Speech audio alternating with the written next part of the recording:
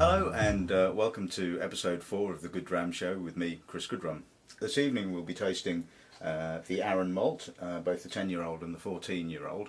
But before we get on to doing that, I would like to say hello to everyone that's watched the previous episodes of the show, and to the Whisky, Cigar and Tobacco forum on Facebook. I hope you enjoy the video and carry on watching. Anyway, on to the whisky. So, Arran, one of the newest distilleries to be built in Scotland, was commissioned in 1993, so only been going for about 19 years now. The plan, I believe, is eventually for them to have a range starting with the 10-year-old, the 14-year-old, and then an 18-year-old, but as yet that hasn't appeared. So tonight we've just got the 10-year-old and the 14. So let's crack on and see what the 10-year-old's like.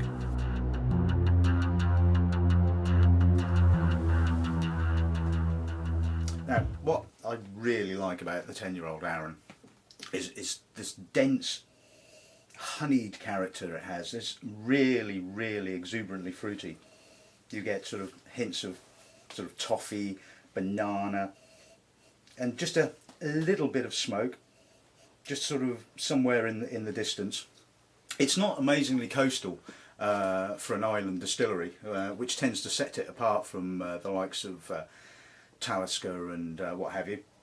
But it's just really, really enveloping. It's just such a great nose. There's a little bit of gristy barley as well, and seriously, like I said, seriously fruity. Okay, let's see what this tastes like then.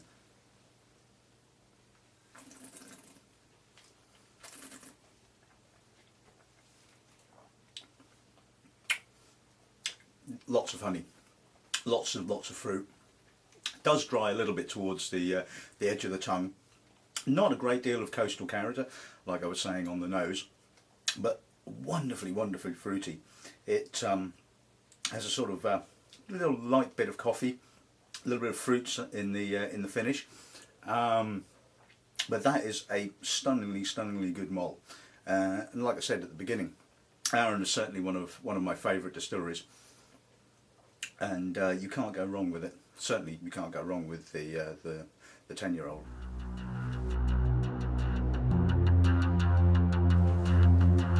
Right, okay, and now we're on to the 14-year-old.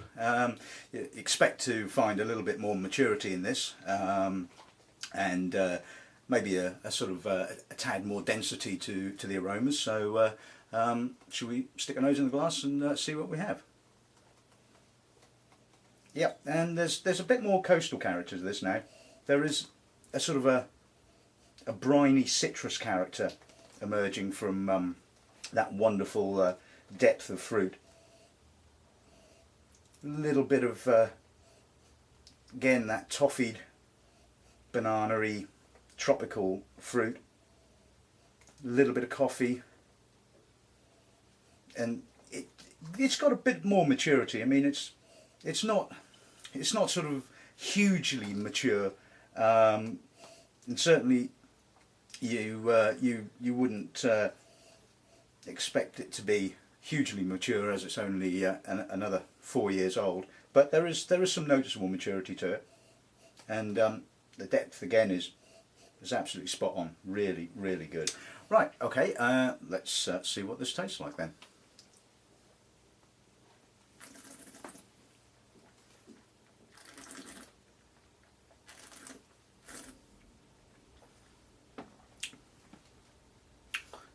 More honeyed. Again, there is more of that coastal character now. It's a lot drier, but it's got a lovely bittersweet kind of character. And again, there's a lovely sort of depth and richness to the fruit. Again, a little bit of toffee, some apricot, a little bit of banana. Very long, very good. Again, yes, you can taste a little bit more additional maturity.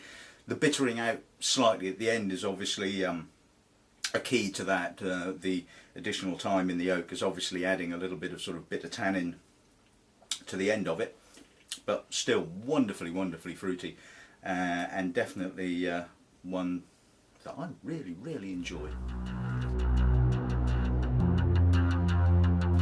So, there you have it. Arran. Wonderfully, wonderfully fruity.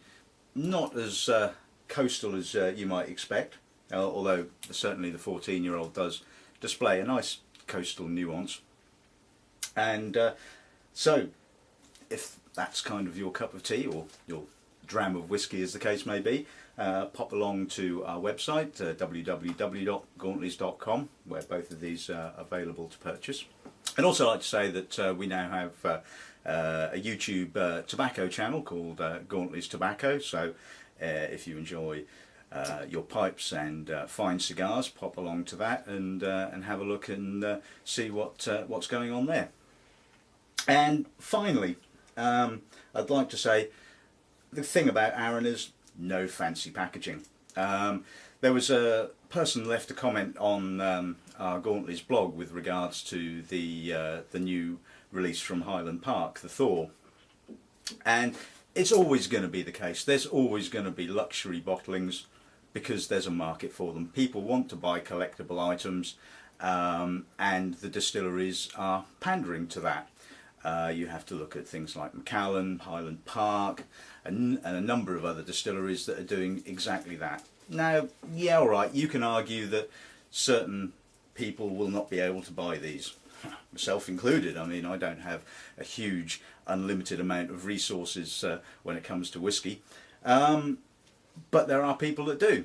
And, well, you know, there's plenty of whiskey to go around, and if you can afford to buy such luxury bottlings, then that's great. If you can't, well, there's plenty of other expressions that are around and are really pleasant, so there's something for everybody in the whiskey world. So, on that note, I would just like to say thank you for watching, and good night.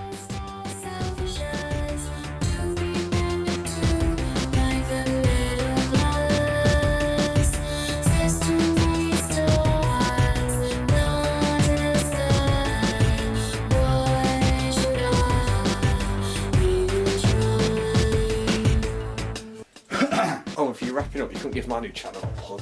What's that? You've Gauntleys Tobacco. That's my new run for the shop. Gauntleys Tobacco. Gauntleys Tobacco, yeah. Gauntleys Tobacco. I gave you both a plug in voice this week.